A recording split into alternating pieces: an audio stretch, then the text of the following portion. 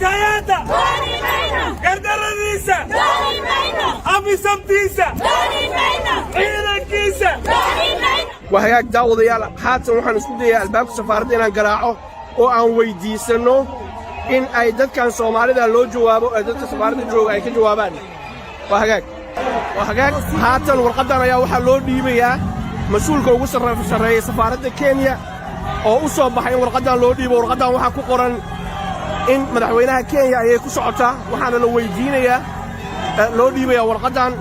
si loogu muujiyo tacadiyada ka dhan ee Kenya ay ka geysanayso dhulka Soomaaliya gaar ahaan gobolka Gado. Don't worry about it.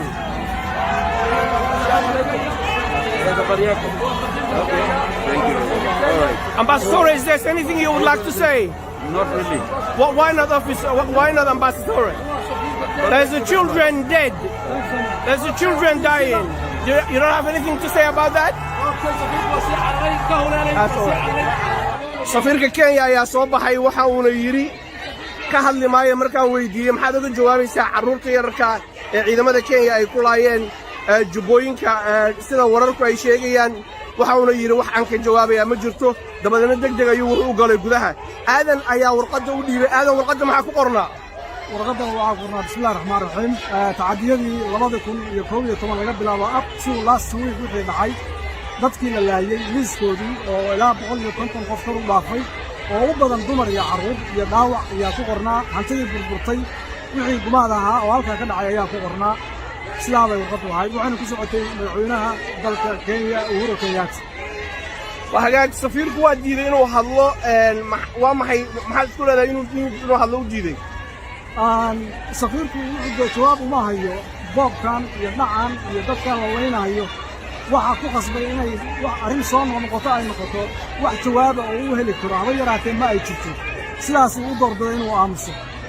محل قد بون دولة الصومالية إن إحنا كان يسافر جنين لا ده وقهد لا ده كعديد كذا عيسى. gobolka Gado iyo shacabka Soomaaliyeed ee jubbooyinka ku nool ee dhibaatada maalin walba goobjoog ah oo waxba galabsan dawladda Soomaaliyeed waxa la gudboon inay qaadato roolkii ama doorkii dawladnimo iyo matalaadii ay dadkan matalaysay dadkan hadda halkan ku mudaaraadayo oo idin muuqda carada ay Kenya u qabaan mid ka tira badan bay dawladda Soomaaliya u qabaan waayo wax dhici kara oo la aqbali kara ma aha in maalin walba iyo habeen walba hadda duqeymihii u dambeeyay hameen ayadoo la hurdaa ayaa la duqeeyay carruur yar yar oo inta cashaysay saacatay 4 saacadood diyaarada ka war helay wax adduunka ka dhacay ma aha gaasa iyo waxa ka socda oo kale waxa meesha ka socda dawladda Soomaaliya waxa la gudboon oo in badan lagu celceliyo si guud iyo si gaarba loogu sheegay in the first opportunity possible ay ciidanka Kenya ay kaga saaraan dalka amsona ay raaciyaan ciidan Soomaaliyeed oo matali kara oo dalka iyo dadka difaaci kara ay ku bedelaan ciidanka wayna haystaan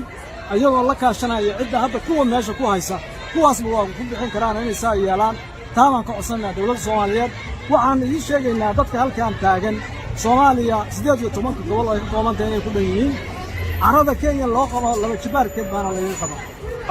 aad iyo aad baa u mahadsantahay kaas wuxuu aadan oo kamid ah dadka soo qaban qaabiyay mudaharaadkan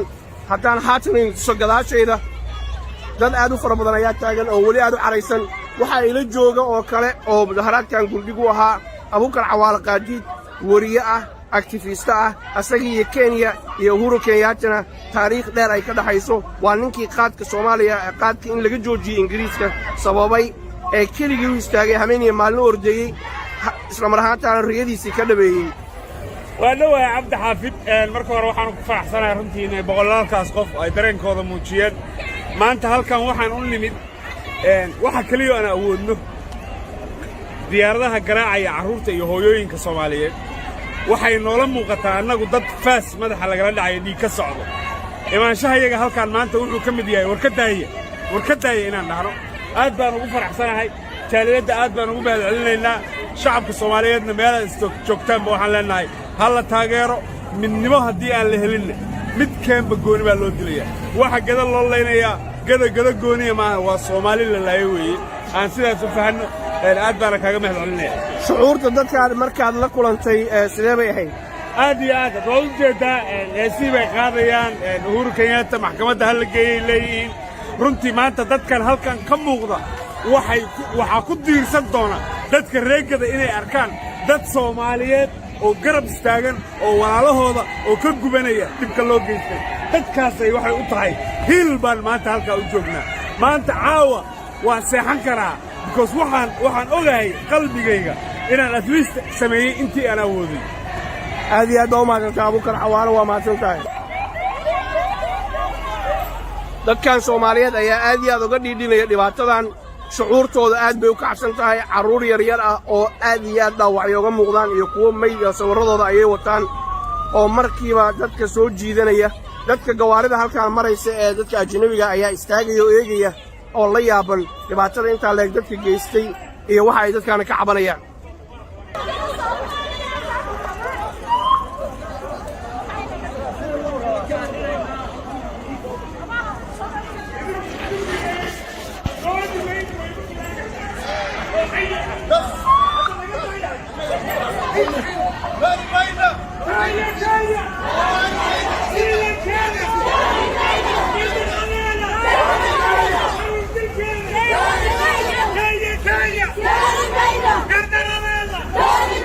صغير دلكيلة أور كياتا عرور دلكيسة عينة كيسة عمي صوتيسة عمي بيسة كيا كيا ديدني ديدني كيا كيا قردرانينا بومات كينا كيا كيا أور كياتا قردرانيسة أبي سمتيسة عينة كيسة كانا كورو كانا أبي سمتانا كيا كيا كيا كيا نات كانا عينة كانا أنا كانا أبي سمتانا كيا كيا عينة كانا نات كانا واحتر كانا درسني مانا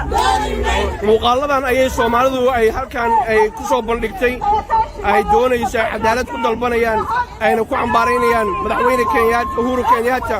iyo ciidamada Kenya kacadiyada ay ka geysanayaan jabooyinka waa sida hadalka loo dhigay waana muhiimad gaar ah ay leedahay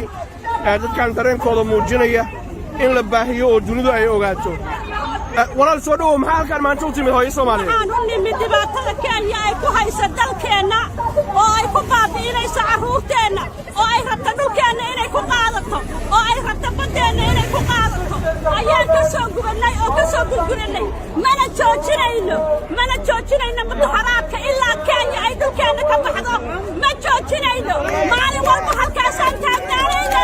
waa xanaaqsanahay waa dagaalamayna dhiiggaan nagu karay maalin walba say carruurteena u diraysay meelaan joogno ma dhaqaano waxaan samaynayna ma dhaqaano dhulkeena badeena ay rabtaa inay qaadato carruurtii bay laysay hooyooyinkii bay laysay duqowdii bay laysay diyaaraday ku weerartay waa dagaalamaynaa waana baxaynaa xoolihii bay laysay dadkii bay laysay waxay daysay male waxaan ugu baaqaynaa dawladda Soomaaliyana in ay Soomaali isku duubanta marka koobaad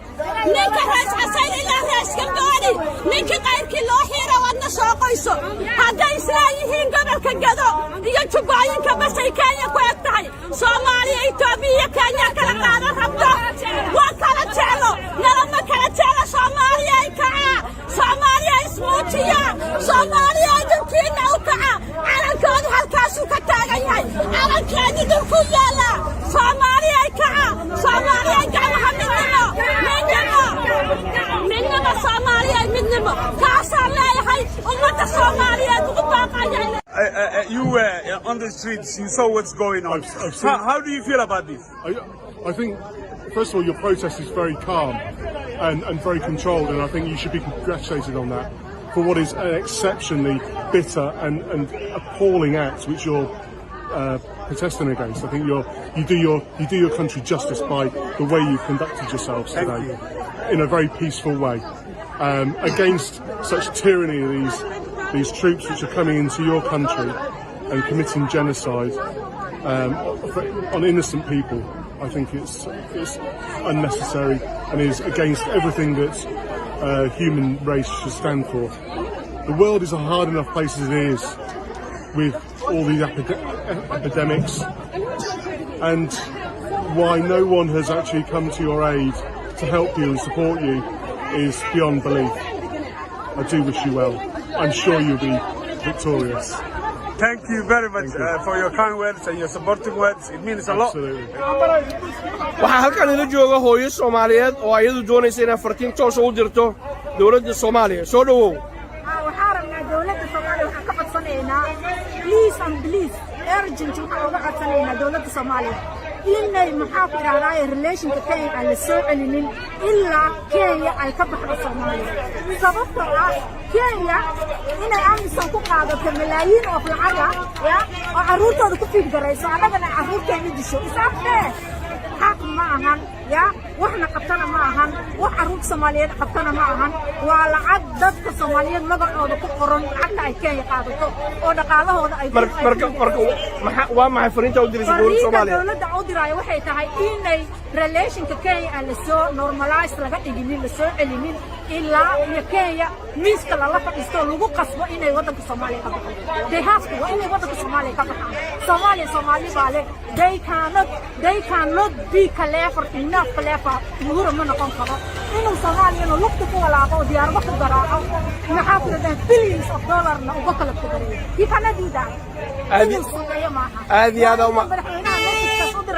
أنا كدولة سبورت درينا أنا كشعب فيها وحققت سنينا ولحوينه وحنا فيها فوز بالقوة وحققت سنينا إنه ولحوينه وقال فوز هذا وما تنقل الله الرحمن الرحيم وأبوان عبد الله علي ملوبي وعن الله أفريقيا وعليها سود دياري أريد كينيا تعديها شعب الصومالي كويس كوسابسا هنا هل كان كيرا هذا كينيا دولان تهاي ويدريرتا غير مودي درسنما هدي ديدان تهي oo kibir la duulayso shartayada haday dooni waa laga duuduusinay dadka iyaguna waa ridi yaqaan dab iyo baaruud inkastoon hadeer daalanay ay diifay ugu taalo mar baan dararta xoolaha irmaan doobiga u ulanay mar baa dalaga beeraha ka baxay dunida u iib geynay diihaalka gaashada marbu dayni shacabkaan ee dawarsiga shisheeyaha mar baa laga dawaaraynay dahabkii iyo batroolkii mar baan dawliga u ridanay dulmiga iyo mar baan kala dulmiga iyo mar bay naga dhamaan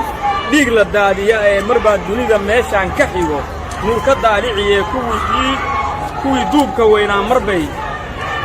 iida baaldegiye dariiqii rasuulka iyo mar baa diintii loo noqonay